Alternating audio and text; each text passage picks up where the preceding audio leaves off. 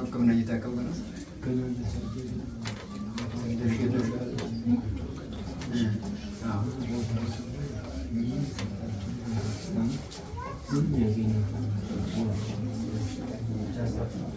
በትምህርታችን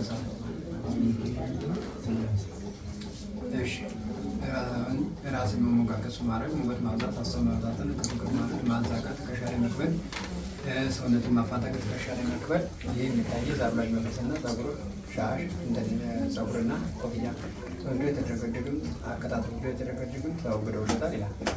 ሁለተኛ የሆድ ህመም፣ መጮህ፣ ልብ መፋቅ፣ ማቃጠል፣ መገለባበጥ፣ ውጋት ማብዛት፣ ቁርጠት ደረገንም በጠላ መንጎላል በስጋ ያቀመሱ ነበረ። የተወገደላል። ይህም መግፋት ተወገኝነ ነው። ሶስተኛ የእግር መገደል፣ መቆጠን፣ መወቻ ማግኘት፣ ሰዓት ቆይቶ በረድሞ እስከ ወገብ ድረስ። ይህም እንደገና የሚታየው የደቀራ ማተር ችግሮች ነበሩ፣ ተወገደለታል። አንድ እግሩ ጫማ ተለይቶ ተወስዶ የተደረጉበት የተለያዩ ሟርት ነበር። ይህም የተደረገ ነበረ። ቲሸርት፣ ሸሚዝ፣ ጃኬት የተወሰዱበት ነበሩ።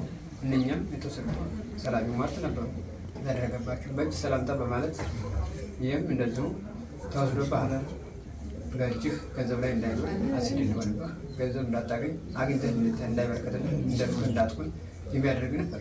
ይህ ዛሩ ላይ መንፈሷ ነች። የዚህ ነገረች ሴት እየተመሰለች የሚደፋ ብዙ ነገሮችን እያደረገች ያለ ሁለት መንፈሶች ናቸው። አዳር ሞቴና ጠቋር የሚባሉ መንፈሶች ናቸው።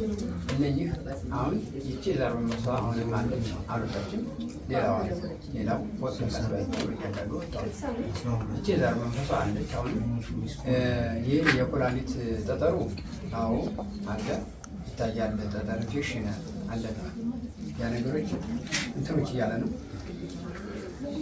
እየወደው ነው ይታይባል። ያንዴ ሲስተካከል ሕክምናውን መውሰድ ነው እንግዲህ። እግዚአብሔር ረዳ ጸሎት ነው። የቱ የቦታ እሱን የቤተው ችግር እንግዲህ ቀጠሮ ይዞ በቀጠሮ ጊዜ ሄዶ ማውጣት መስባረክ ነው። የሚያወጣት ከሆነ እዛው ባርከን